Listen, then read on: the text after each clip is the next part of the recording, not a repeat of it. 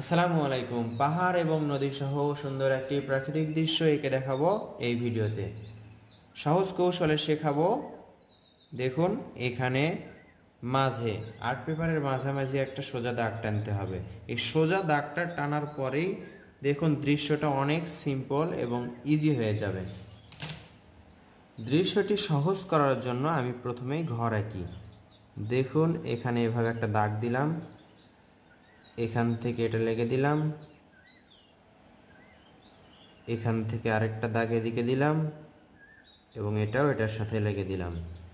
এরপর এখানে একটা সোজা দাগ, ছোট দাগ, এটার সাথে আবার লেগে দিলাম। এখান থেকে এটা এদিকে একটা দাগ, আবার এটা এটার সাথে লেগে দিলাম। এই দাগটা এখন আমরা ডাবল করব। এখান থেকে একটা সোজা দাগ এটার সাথে লেগে দিব, একটু মোটা করব। দেখে আপনারা বুঝতেই পাচ্ছেন সুন্দর একটা বারান্দাওয়ালা ঘর আঁকলাম। এপাশে জানালা, দরজার মাঝে একটা দাগ।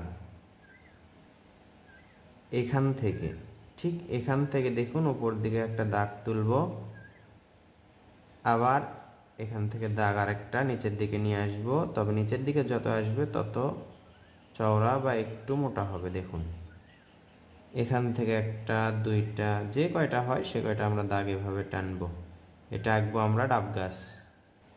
এভাবে করে আমরা প্রত্যেকটা দাগে ঝিরিঝিরি পাতা আঁকবো। দেখতে পাচ্ছেন কিভাবে আমি একটা একটা করে দিচ্ছি। সবগুলোতে আমরা ঝিরিঝিরি পাতা আঁকার পর দেখুন এটা কালো করে দিব। এবার দেখুন এখান থেকে একটা দাগ এদিকে দিব, আবার এখান থেকে এদিকে দিব, আবার এখান থেকে এভাবে দিয়ে এটার সাথে এভাবে লেগে দিব। এই দাগটা আমরা ডাবল করব, একটু ডাবল করব। এরপর এই দাগটাও একটু ডাবল বা মোটা করব পেন্সিল দিয়ে। এখান থেকে এখান থেকে একটা দাগ নামাই দিব এইভাবে করে।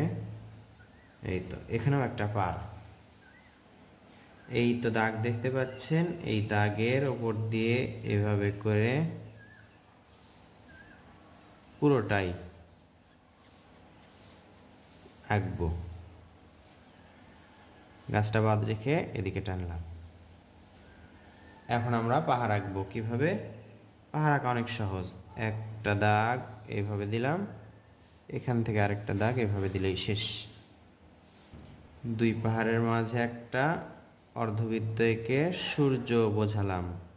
এই জানালাটা আমরা কালো করে দিব, একটু ফাঁকা রেখে কালো করে দিলাম। দরজাটাও কালো করে দিব, তাহলে মনে হবে দরজাটা খোলা এবং সুন্দর লাগবে। নিচের যেই দুই দাগ দেখতে পাচ্ছি ডাবল দাগ, এটা আমরা কালো করে দিব। 4B পেন্সিল দিয়ে আমরা আঁকছি, পুরোটাই কালো করলাম। আশা করছি আপনারা এভাবে দাগ দিতে পারবেন। দেখুন একটু করে ফাঁকা ফাঁকা রেখে দাগটা উপর দিকে তুলে দিচ্ছি। এই দাগের সাথে ধরছি এবং উপর দিকে তুলে দিচ্ছি। এভাবে দাগ দিলে ঘরের চালাটা সুন্দর লাগবে। আর এখান থেকে এভাবে করে কিছু দাগ তুলে দিব। মোটা পেন্সিল নিয়ে দাগগুলো তুলে দিচ্ছি, দাগের সাথে ধরছি এবং উপর দিকে তুলে দিচ্ছি। এতে কি মনে হবে? মনে হবে এই পাড়টা অনেক উঁচু। এ পাশে তুললাম। এরপর আমরা দেখতে পাচ্ছেন এই পাশের পাড়টা, এটাতেও একই রকম করে তুলে দিব।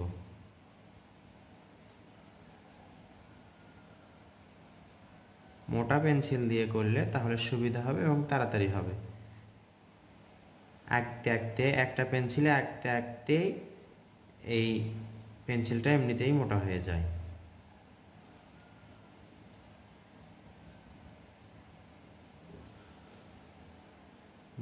নদীটা ফাঁকা ফাঁকা লাগছে, একটা দাগ দিব এজন্য। এইভাবে একটা দাগ, এখানে এভাবে আরেকটা দাগ। দেখুন দুইটা দাগ দিলাম, এই দুইটা দাগের নিচে এইভাবে ঢেউ ঢেউ করে আঁকবো। আমরা এটা নৌকা আঁকছি। এরপর এটার সাথে লেগে দিব, আবার এখান থেকে এটা সোজা দাগ দিয়ে এভাবে করে একটা নৌকার ছই আঁকবো। এটা সোজা, আবার এদিকে একটু বাঁকা, এটার সাথে লেগে যাবে, এটার সাথে এটা লেগে যাবে, একটা দুইটা এভাবে করে কয়েকটা দাগ দিয়ে এই তো সুন্দর একটা নৌকা আঁকা হলো। নৌকার এই যে দেখতে পাচ্ছেন নিচের এই কাঠগুলো, এইগুলো একেবারে কালো করে দিব আমরা। সুন্দর একটা দৃশ্য আঁকছি আমরা কৌশলে। এই দাগটা যদি ডাবল করে দেওয়া যায় তাহলে সুন্দর লাগবে, এবং মাঝের এটা একেবারে কালো। একটু ঢেউ, হালকা ঢেউ নিচে আঁকবো। এখান থেকে একটু একটু করে পাড়ের পাশে যদি ঢেউ আঁকা যায় তাহলে সুন্দর লাগবে। এই যে দাগের ওপরে আমরা কিছু দাগ দিয়েছি, তার নিচে দেখুন নিচের দাগ থেকে উপর দিকে শেড দিব, নিচের দিকে কালো করব, উপর দিকে হালকা রাখবো। বুঝতেই পাচ্ছেন কেমন করে করছি। দৃশ্যটি আমি যেভাবে আঁকছি আশা করছি আপনাদের কঠিন মনে হবে না। যদিও কঠিন মনে হয়, আঁকতে নিলেই দৃশ্যটা সহজ হয়ে যাবে। চাইলে আপনি এই দৃশ্যতে রঙও করতে পারেন প্রকৃতি বুঝে। প্রথমে আঁকানোর কৌশলটি শিখতে হবে, আঁকানোর পরেই রং করতে হবে। এই তো একটু করে শেড দিব আমরা, পেন্সিলটা ভাঁজ করে নিয়ে উপর দিকে একটু গাঢ় করলাম, নিচের দিকে হালকা রাখলাম। এটা করতে আমাদের সুবিধা হয়, এজন্য উপর দিকে গাঢ় করছি। দেখুন এভাবে শেষ। এরপর এখান থেকে ধরবো, এভাবে নিয়ে গিয়ে চাইলে নখ দিয়ে এভাবে ধরে নিচের দিকে একটু নিয়ে আসতে পারেন। দৃশ্যটি আঁকা কেমন লাগলো, সহজ কৌশলে আপনাদেরকে শেখাতে পারলাম কিনা কষ্ট করে হলেও একটু কমেন্ট করে জানাবেন। ভালো লাগলে লাইক করবেন, শেয়ার করতে ভুলবেন না। আসসালামু আলাইকুম।